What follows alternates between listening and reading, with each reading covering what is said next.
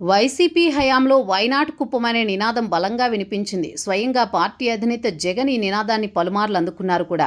Why not 175లో భాగంగానే why not Kuppam అన్న slogan బలంగా నడిచింది. దీంతో చంద్రబాబు కూడా జాగ్రత్త పడ్డారు. 2019 ఎన్నికల ప్రభావం ఆయనపై పడింది.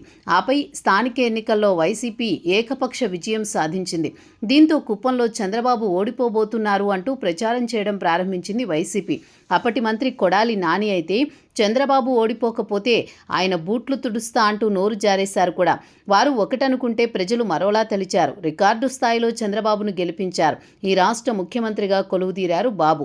అయితే ఏ కుప్పంలో అయితే సవాల్ చేశారో ఆ కుప్పంలోనే గెలుపొందుతామని చెప్పుకొచ్చారు. అదే కుప్పంలో ప్రభుత్వ వైఫల్యాలపై ఆందోళనలు చేసేందుకు ఒక్క వైసీపీ నేత కూడా రాకపోవడం ఆందోళన కలిగిస్తోంది. ఇప్పుడు వైసీపీ హయాంలో తన సొంత నియోజకవర్గం పుంగనూరును విడిచిపెట్టేశారు సీనియర్ నేత పెద్దిరెడ్డి.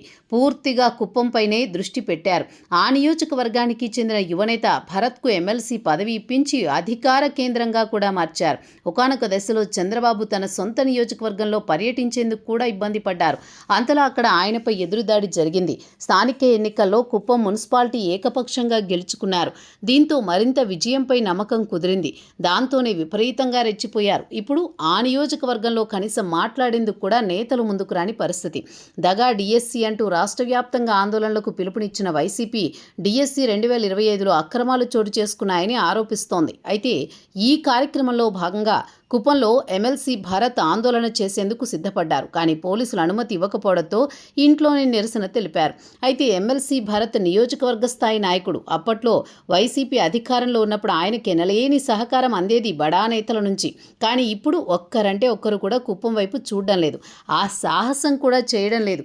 వైనాట్ కుప్పం అని చేతులు కాల్చుకున్నాక వైసీపీ నేతలకు అసలు తత్వం బోధపడినట్లు అర్థమవుతోంది.